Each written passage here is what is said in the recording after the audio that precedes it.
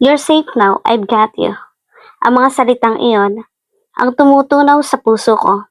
Sa isang sandali, hindi nakapagpigil ang puso ko. Pagkatapos ng ilang taon, may naramdaman ulit ako. Ang pakiramdam na tanging si Harvey lang ang nakakagawa sa akin. He opened his arms and hugged me. He held me close and kissed my hair. I could feel his warmth. I felt cared for. I felt safe. It was just what I needed. Sa mga sandaling yun ay hindi ko napigilan ang puso ko. Sa pangalawang pagkakataon, ako mismong sumira sa kandado na inilagay ko sa puso ko. Alam ko nahulog na naman ako. Harvey, napayakap ako sa kanya habang umiiyak. It's been a while since I hugged the love of my life. It's okay, Anya. Mas lalo ko na naramdaman ang init ng katawan niya. Mas humigit ang yakapan namin. Para bang ipinaramdam niya sa akin na huwag akong matakot. You can go home now. Ako na ang aayos ng mga dapat ayusin. You've tired, Anya. Tumango ako at dahan-dahan akong umalis sa pagkakayakap ni Harvey. Tumingin ako sa mga kaibigan ko. Tumango sila. Nagsimula na akong maglakad palabas. Nang makalabas ako ng hotel, nakaramdam agad ako ng lamig. Napahawa ako sa dalawang braso. Tumingin ako sa magkabilang gilid ko. Maya-maya may naramdaman akong tumabi sa akin. Hinawakan nito ang pulsuhan ko at nagsalita. You're not going home alone. Sasamahan kita. Boses ni Harvey ang narinig ko. Kasunod noon ay isang malakas at malamig na hangin. Ngunit ramdam ko ang init ng kamay ni Harvey sa pulsuhan ko. I feel safe with him. Binuksan ko ang gate ng bahay ko. Pumasok ako sa loob dahil sira naman ang main door ko. Hinintay ko na pumasok si Harvey pero huminto lang ito sa may gate. Nakatayo sa may tabi ng kotse niya. Pasok. Ayaw ko sa kanya at binuksan ng malawak ang pinto. Ngumiti naman siya at umiling, kumunot naman ang noo ko. I know you don't want me to be with you all the time. Alam ko na naiinis at naaasar ka sa akin. Nakayo ko, nasabi niya. Ngumiti ako. Mauna na ako, stay safe. Sad ni Harvey na kayo ko pa rin.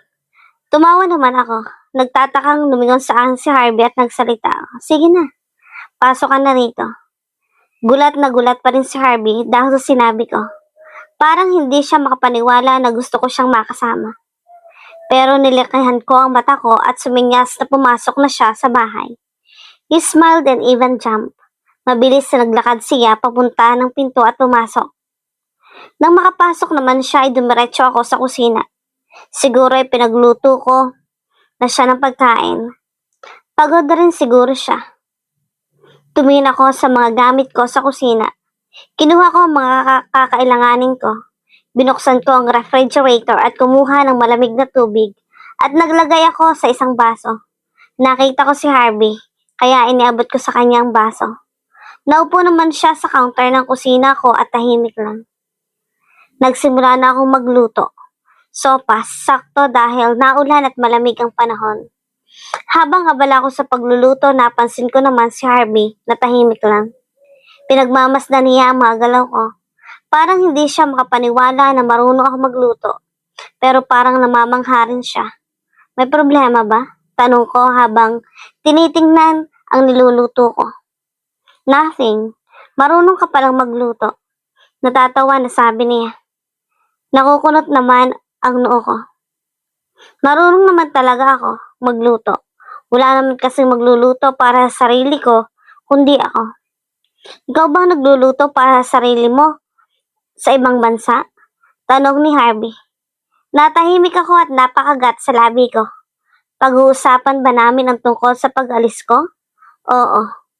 Nabalik ang atensyon ko sa niluluto ko. Kinuha ko ang dalawang mangkok at kutsara. Inihain ko ang sopas at inilagay iyon sa lamesa at nagsimula na kaming kumain. Masarap? Nakangiti na tanong ko sa kanya. Siguro ngayon pa lang siya nakakatikim ng sopas.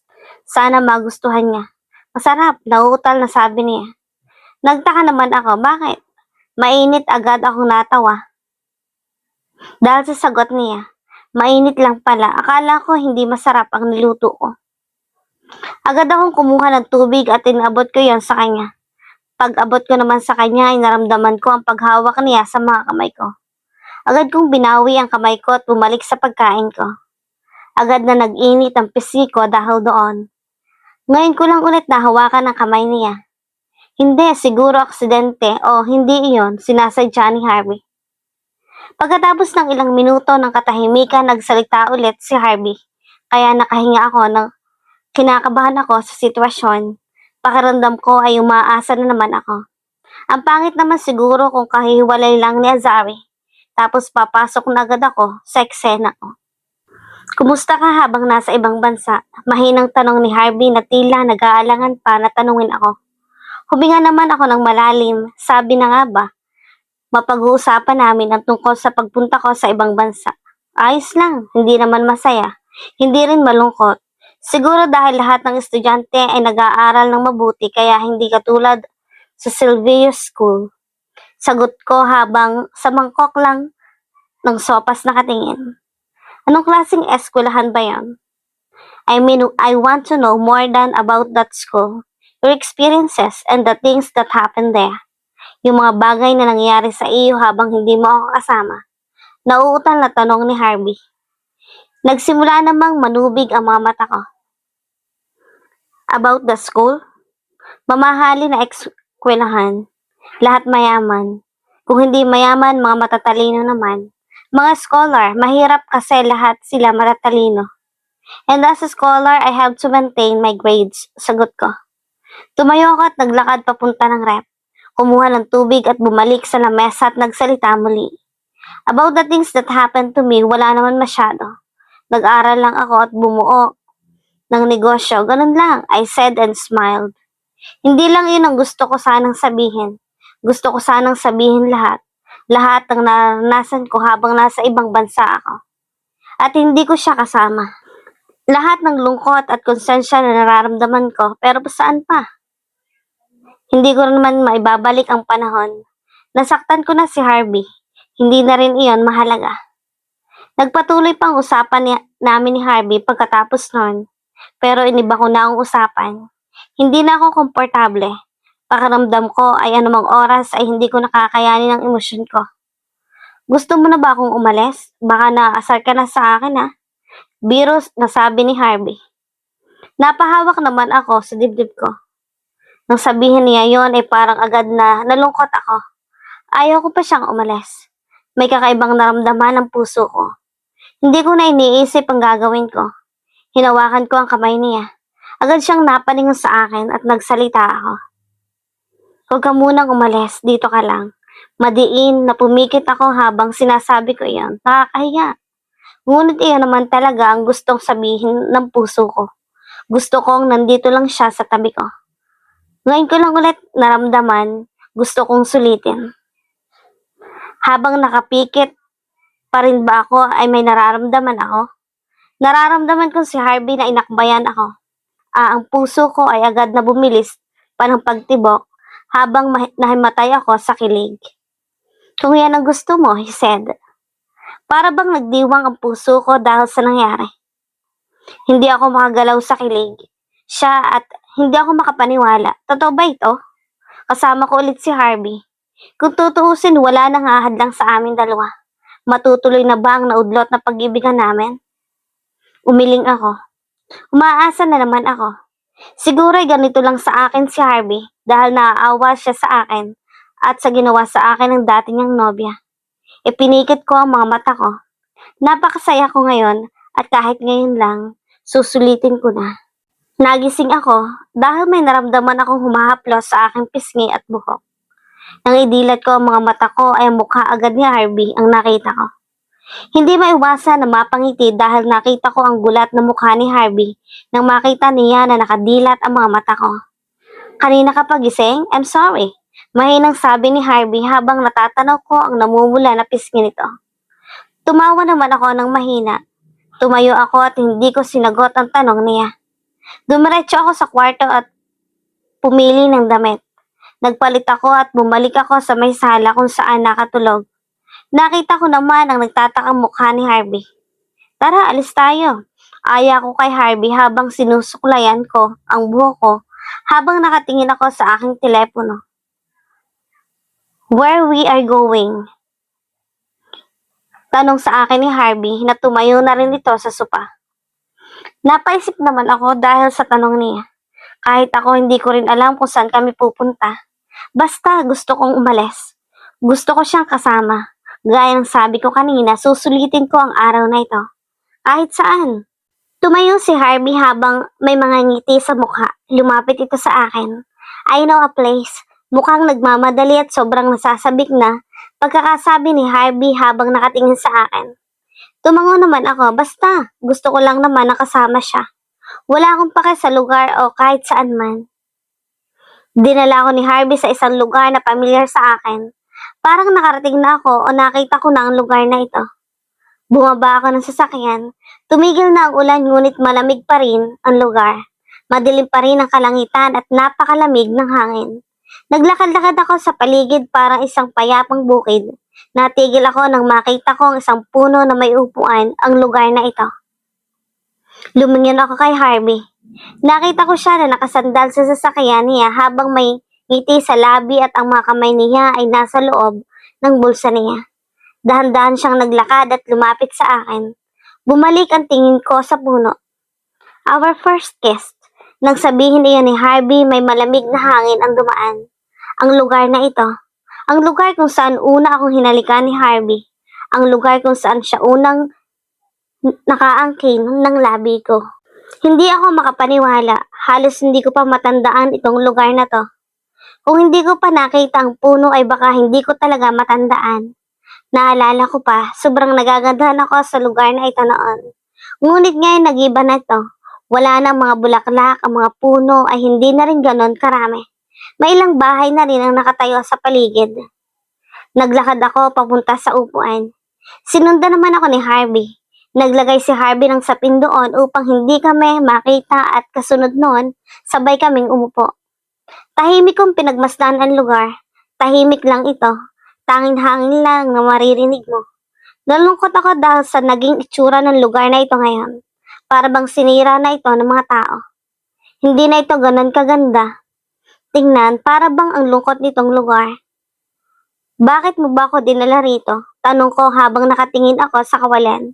Bakit naman niya ako dadalhin sa lugar kung saan una kami naghalikan? I just thought, this place is special for us.